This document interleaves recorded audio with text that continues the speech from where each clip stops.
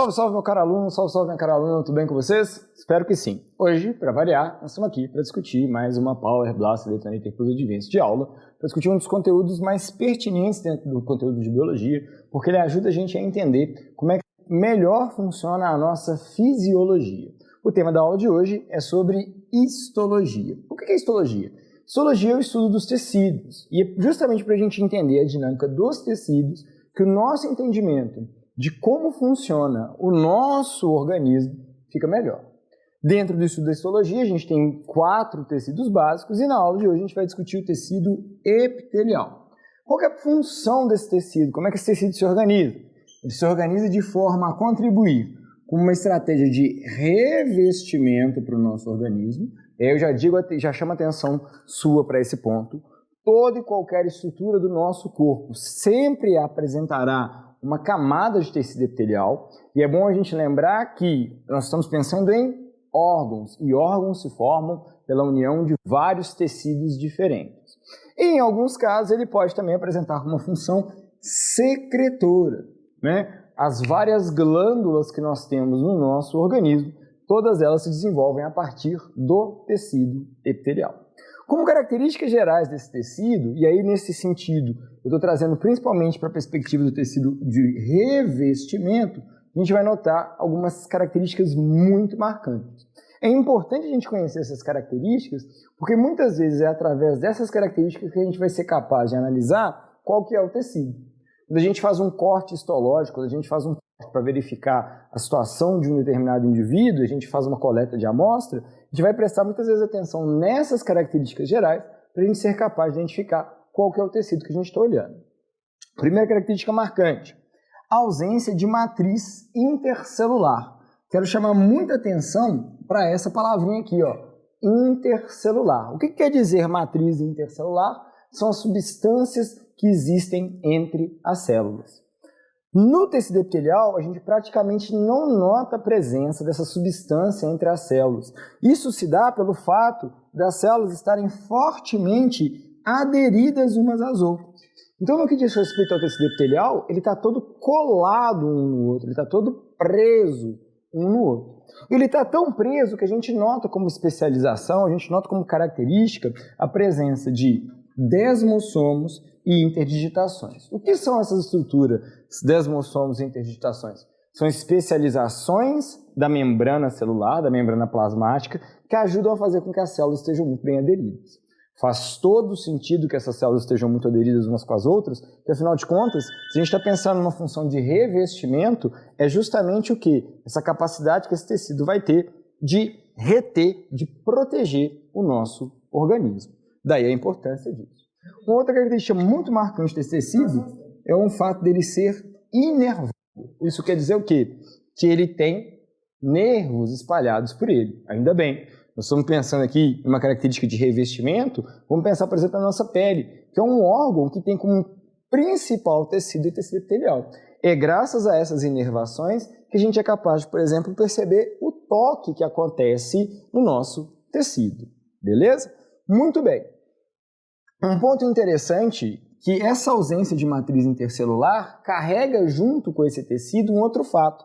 Esse tecido também apresenta uma característica marcante, o fato de ser avascular. O que quer dizer falar que ele é avascular? Quer dizer que ele não apresenta vasos, ele não apresenta vasos sanguíneos. Isso é um problema. Por que isso é um problema? Porque é através do sangue que as células do nosso corpo recebem os nutrientes necessários para ele poder funcionar. Como ele é um tecido avascular, ele vai ter dificuldade em manter a sua nutrição. Desta forma, pelo fato dele ser um tecido avascular, ele vai ter uma grande dependência de uma camada que vai existir abaixo dele, que a gente vai chamar essa camada de lâmina basal. O tecido epitelial depende dessa lâmina basal como fonte de nutriente. É somente através dessa lâmina basal que as células que compõem esse tecido conseguem sobreviver. Quando a gente olha para as características desse tecido no que diz respeito ao revestimento, a gente vai notar que quando eu vou analisar o epitélio de revestimento, quando eu vou analisar o tecido epitelial que reveste as estruturas, eu vou prestar atenção em 2 características dele. Quais são elas? Primeiro, o formato que as células apresentam. E esse formato basicamente se apresenta de três formas. De uma forma muito achatada, onde a célula tem um pouco volume celular, ela tende a apresentar poucas organelas, que a gente vai chamar esse formato de célula pavimentosa.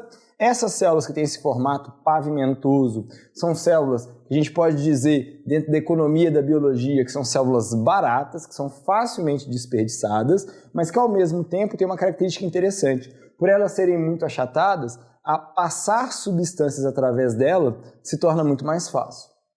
Outro formato que a gente vai encontrar são células de formato cúbico. O que isso quer dizer? Tem um volume celular muito maior, vão apresentar organelas melhor desenvolvidas. Geralmente, as células desse formato tendem facilmente a apresentar uma sobreposição de camadas. E por último, mas não menos importante, no que diz respeito ao formato das células, nós vamos ter as células prismáticas. Das três que eu apresento para vocês, é a que tem o maior volume celular, tem um volume celular mais pronunciado e automaticamente vão ter uma maior capacidade de desenvolver processos metabólicos distintos. Normalmente, essas células de formato prismático, apesar de a gente notá-las no epitélio de revestimento, elas podem também apresentar a capacidade de atuar de forma secretora, justamente por ter esse maior volume celular.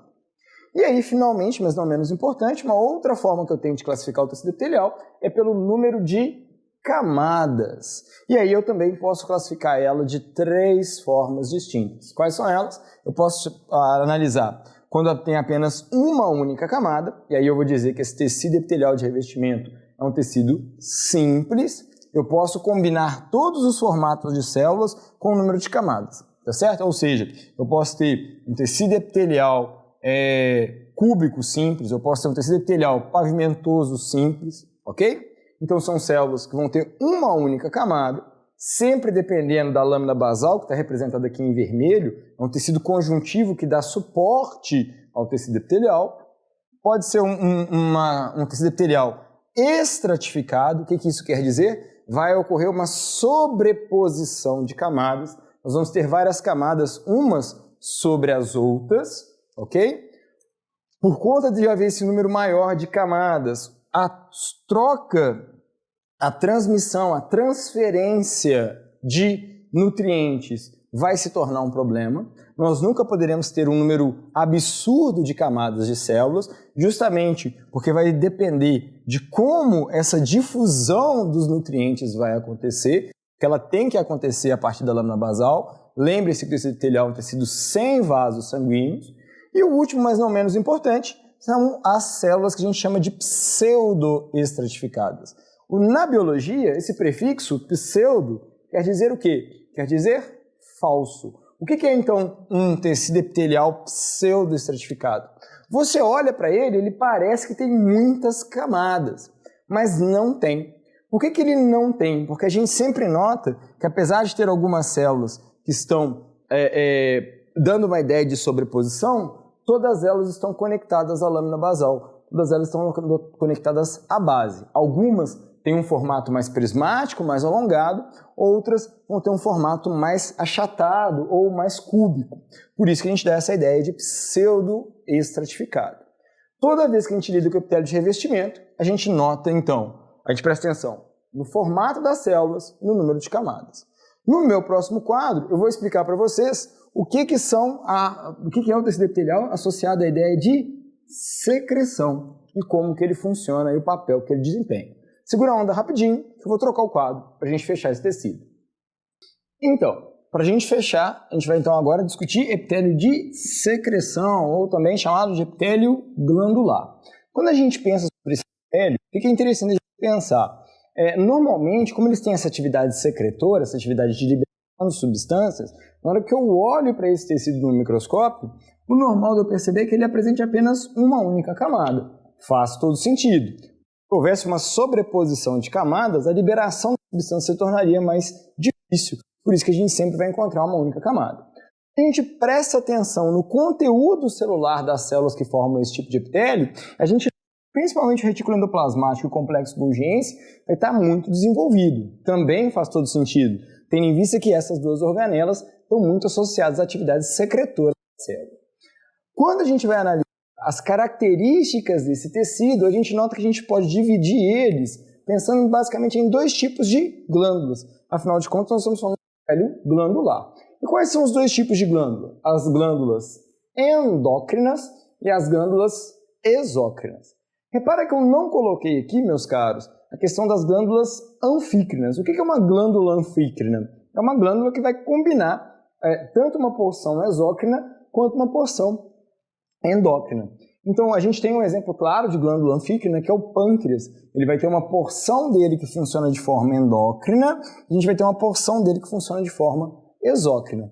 Mas o que vocês precisam saber é que existem glândulas que são anfícrinas. Mas se você entende a dinâmica de funcionamento das porções endócrinas e das porções exócrinas, fica fácil interpretar o que é uma glândula anfícrina. Aí vamos lá, vamos entender. O que caracteriza uma glândula como sendo uma glândula endócrina? O prefixo endo já diz bastante. Endo quer dizer para dentro. Então nós estamos tratando de células que estão liberando substâncias para dentro do nosso organismo. Essa seria uma definição mais simples, para a gente tentar memorizar. Melhor ainda seria se você guardar a ideia de que essas glândulas todas estão associadas à produção de hormônios. Sim, hormônios. Existem vários tipos diferentes de hormônios. Nós temos vários hormônios espalhados por aí. Exemplos desses hormônios: insulina, adrenalina, testosterona, dopamina, são exemplos de hormônios que vão ser liberados por glândulas endócrinas, que estão espalhadas por todo o nosso organismo, formando o que a gente chama de sistema endócrino, ok? Pelo fato delas secretarem hormônios, a gente vai perceber que, como uma característica marcante associada a esse tipo de glândula, eu não noto uma presença de ductos de secreção. Essas glândulas, no desenvolvimento dessa estrutura, muitas vezes elas perdem a comunicação com o epitélio de revestimento. Por conta disso, a secreção dessas substâncias sempre vão cair na corrente sanguínea, sempre vão ser liberadas na corrente sanguínea, sem que haja esse ducto direto de liberação, sem que haja esse ducto que vai estar ligado ao epitélio de revestimento. Então é uma forma de diferenciar as glândulas endócrinas.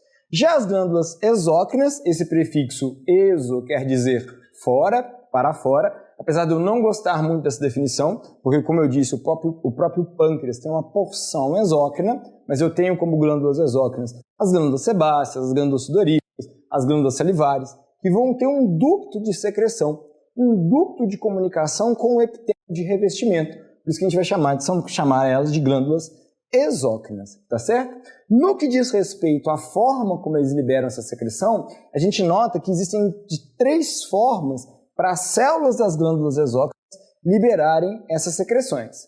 De forma, a gente vai dizer que as células se comportam de uma forma holócrina, as células têm secreção de forma holócrina. Isso quer dizer o quê? Para que haja liberação dessa secreção, dessa substância, toda a célula se destrói no processo. Além dela produzir a secreção, a própria célula é liberada nesse processo de secreção. Por isso do termo, toda a célula. As glândulas merócrinas, essas que são as mais tranquilas de todas, porque elas são capazes apenas de secretar sem perder o conteúdo celular. Elas mantêm as características da célula, ela apenas secreta, apenas ela libera a secreção. E as glândulas apócrinas, que seria como se fosse uma combinação, um meio termo entre a glândula holócrina e a glândula merócrina. Só uma parte da célula é liberada no processo, mas a parte inferior, a base da célula, se mantém, facilitando o processo de regeneração. Com isso, meus caros, a gente discutiu então agora o tecido epitelial e vimos que ele pode se apresentar como função o revestimento ou a secreção. É sempre válido a gente pensar que quando a gente está discutindo esse tipo de tecido, ele é um tecido que vai ser muito caracterizado pelo formato da célula, pelo número de camadas e pela função. Ok? Fiquem bem, tudo de bom para vocês e até a nossa próxima aula.